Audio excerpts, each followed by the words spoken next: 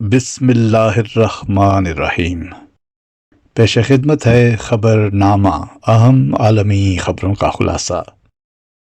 7 اکتوبر سے غزہ میں جاری اسرائیلی حملوں میں جاں بحق فلسطینیوں کی تعداد 11,078 ہو گئی ہے، جن میں 4,800 بچے اور 3,000 کے قریب خواتین شامل ہیں۔ دوسری جانب اسرائیلی فوج کی جانب سے غزہ میں جھڑپوں کے دوران اپنے 5 فوجیوں کی ہلاکت کی تصدیق کر دی گئی ہے۔ غزہ پٹی پر زمینی حملے کے بعد سے فوجیوں کی ہلاکتوں کی تعداد 43 ہو گئی ہے۔ اسرائیلی اخبار کی رپورٹ کے مطابق اسرائیلی فوج کی جانب سے بتایا گیا ہے کہ شمالی غزہ کی پٹی میں جھڑپ کے دوران ہفتے کو 1 افسر اور 4 فوجی شدید زخمی بھی ہوئے ہیں۔ لبنان کی سیاسی و عسکری تنظیم حزب اللہ کے سربراہ حسن نصر اللہ نے کہا ہے کہ اسرائیل غزہ کے محاصرے اور مسلسل بمباری سے جنگی جرائم کا مرتکب ہو گیا ہے۔ اسرائیلی حکومت کھلے عام غزہ میں خواتین اور بچوں کو مار رہی ہے۔ اسرائیل غزہ کا محاصرہ کر کے مسلسل بمباری سے جنگی جرائم کر رہا ہے۔ وہ ہر گھر کو بمباری کے لیے جائز ہدف سمجھتا ہے۔ اسرائیل نے اعتراف کیا ہے اسے مغربی کنارے سمیت کئی اطراف سے مزاحمت کا سامنا ہے۔ شدید مزاحمت سے دشمن پر مزید دباؤ پڑ رہا ہے۔ اسلامی تعاون تنظیم OIC اور عرب لیگ کے مشترکہ ہنگامی اجلاس پر فلسطینی تنظیم حماس کے ترجمان اسامہ حمدان نے کہا ہے کہ OIC اور عرب لیگ اجلاس میں مسلم قیادت کو 3 نکات پر توجہ دینی چاہیے۔ اسرائیل کے حملے اور فلسطینیوں کی نسل کشی رکنی چاہیے۔ غزہ میں انسانی امداد، طبی امداد اور ایندھن بھیجا جائے۔ انہوں نے مزید کہا کہ مسئلہ فلسطین صرف فلسطینیوں کے حقوق کی بنیاد پر حل ہونا چاہیے۔ امن عمل 3 دہائیوں سے اسرائیلی ضروریات پر مرکوز رہا، اسی لیے ناکام رہا۔ انہوں نے مطالبہ کیا کہ اسلامی ممالک اسرائیل سے اپنے تعلقات منقطع کریں۔ ایران کے صدر ابراہیم رئیسی نے غزہ کے عوام کو امت مسلمہ کا ہیرو قرار دے دیا۔ غزہ کی صورتحال پر ریاض میں اسلامی تعاون تنظیم اور عرب لیگ کے اجلاس سے خطاب کرتے ہوئے ابراہیم رئیسی نے کہا کہ غزہ کی صورتحال پر آج کا اجلاس بہت اہم ہے۔ غزہ میں اسرائیلی مظالم عالمی قوانین کا مذاق اڑا رہے ہیں۔ غزہ پر اسرائیلی مظالم کی تاریخ میں مثال نہیں ملتی۔ صہیونی ایجنڈے کے تحت فلسطینیوں کی نسل کشی کی جا رہی ہے۔ اسرائیل نے غزہ کو دنیا کی سب سے بڑی جیل بنا دیا ہے۔ عالمی برادری جواب دے، غزہ کے معصوم بچوں اور خواتین کا کیا قصور ہے؟ سعودی عرب سپر سونک طیارہ سازی کے منصوبے پر کام کر رہا ہے۔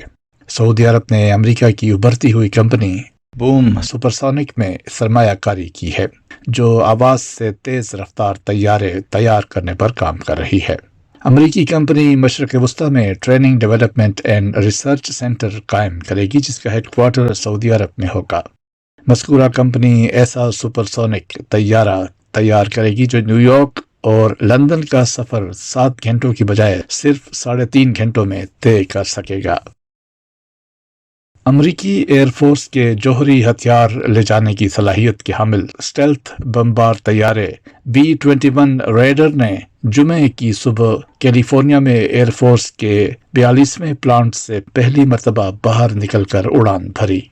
بمبار طیارے کی لاگت سن 2010 میں 550 ملین امریکی ڈالر تھی، تاہم آج اس کی لاگت تقریباً 750 ملین ڈالر تک پہنچ چکی ہے۔ امریکی ایئر فورس ایسے 100 طیارے خرید کر انہیں اپنی B-1 اور B-2 بمبار فلیٹ سے تبدیل کرنے کا ارادہ رکھتا ہے۔ ترجمان چینی وزارت خارجہ کا کہنا ہے کہ اقوام متحدہ کی قراردادوں کے مطابق آزاد فلسطینی ریاست کی حمایت کرتے ہیں۔ اسرائیل فلسطین تنازع پر چین کا موقف ہمیشہ سے مستقل اور واضح ہے۔ تنازع کے حل کے لیے چین بین الاقوامی برادری کے ساتھ مل کر کام کرتا رہے گا۔ دوسری جانب اقوام متحدہ کے سیکریٹری جنرل انتونیو گٹریس کا کہنا ہے کہ غزہ بچوں کا قبرستان بن رہا ہے۔ ہر روز سینکڑوں بچے بچیاں مارے جا رہے ہیں، زخمی ہو رہے ہیں۔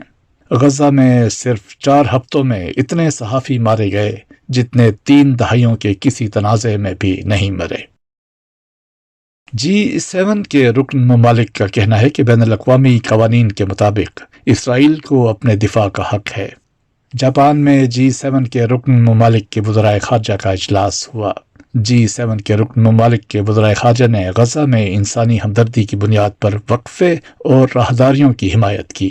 تمام ممالک نے مشرق وسطیٰ کی موجودہ صورتحال پر موقف اپنایا کہ بین الاقوامی قوانین کے مطابق اسرائیل کے حق دفاع کو تسلیم کرتے ہیں۔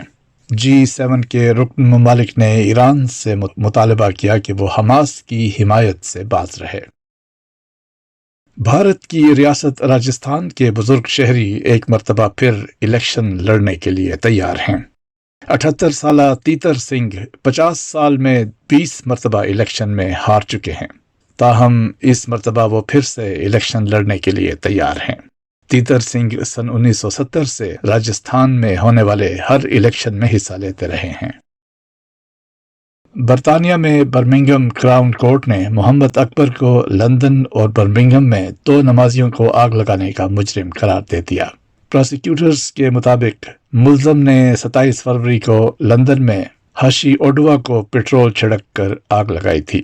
ملزم نے 20 مارچ کو برمنگھم میں محمد ریاض کو بھی پٹرول چھڑک کر آگ لگائی تھی۔ دونوں افراد پر مسجد سے نکلتے ہوئے حملہ کیا گیا۔ پٹرول چھڑکنے کی وجہ سے دونوں کو گہرے زخم آئے تھے۔ ملزم محمد اکبر سن 2017 میں سوڈان سے برطانیہ منتقل ہوا تھا۔ یہ تھا اہم عالمی خبروں کا خلاصہ۔ روزنامہ الفضل انٹرنیشنل 14 نومبر سن 2023 صفحہ 8۔